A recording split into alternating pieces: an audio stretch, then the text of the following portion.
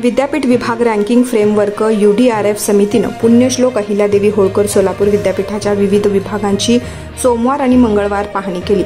समितीने विद्यापीठातील शैक्षणिक गुणवत्ता, संशोधन कार्य, पायाभूत सुविधा तसेच विद्यार्थ्यांसाठी उपलब्ध असलेल्या शैक्षणिक सहशैक्षणिक संधींचा सखोल आढावा घेतला।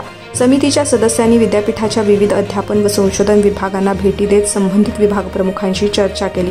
त्यांनी विभागांमध्ये सुरू असलेल्या शैक्षणिक कार्यक्रमांची माहिती जाणून घेतली तसेच गुणवत्तात्मक सुधारणांबाबत सूचनाही दिल्या। समितीत शिक्षण संशोधन क्षेत्रातील विविध तज्ज्ञांचा समावेश होता।